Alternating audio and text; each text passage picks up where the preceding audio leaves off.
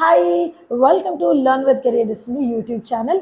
ಹಾಗೆ ನಮ್ಮ ಚಾನಲ್ನ ಇನ್ನೂ ಕೂಡ ಯಾರು ಸಬ್ಸ್ಕ್ರೈಬ್ ಮಾಡಿಲ್ಲ, ಬೇಗ ಬೇಗ ಹೋಗಿ ಸಬ್ಸ್ಕ್ರೈಬ್ ಮಾಡಿ ಅಂತ ಕೇಳ್ತಾ, ನಮ್ಗೆ ಆಲ್ರೆಡಿ ತುಂಬ ಕ್ವಶನ್ಸ್ ಬಂದಿದೆ. ಬಟ್ ಅದರಲ್ಲಿ ಒಂದು ಕ್ವಶನ್ ನಾನು ಪಿಕ್ ಮಾಡಿರುವಂಥದ್ದು ಏಜ್ ಲಿಮಿಟ್ ಬಗ್ಗೆ. ನಿಮಗೆ ತುಂಬ ಡೌಟ್ ಇದೆ. ಸೊ ಯಾವ ಏಜಲ್ಲಿ ನೀವು ಎಂಟ್ರಿ ಆಗ್ಬೋದು ಅಂದರೆ ಎಬೋವ್ 18 ಮೇಲೆ ನೀವು ಎಂಟ್ರಿ ಆಗ್ಬೋದು. ಇನ್ನೊಂದು ನನಗೆ ಕ್ವಶನ್ಸ್ ಅಂತ ಹೇಳಿದರೆ, ನಾವು ಎಬೋವ್ 30 ಆದಮೇಲೆ ವರ್ಕ್ ಮಾಡ್ಲಿಕ್ಕಾಗತ್ತೆ? ಖಂಡಿತ ವರ್ಕ್ ಮಾಡ್ಲಿಕ್ಕಾಗತ್ತೆ. ಯಾಕೆ ವರ್ಕ್ ಮಾಡ್ಲಿಕ್ಕಾಗಲ್ಲ? ಬಟ್ ಏರ್ ಹೋಸ್ಟೆಸ್ ಆಗಿ ವರ್ಕ್ ಮಾಡಬೇಕಿದ್ರೆ ಮೇಯ್ನಾಗಿ ನೀವು ಫಿಟ್ನೆಸ್ನ ನೀವು ಮೇಂಟೈನ್ ಮಾಡಿರಬೇಕಾಗತ್ತೆ.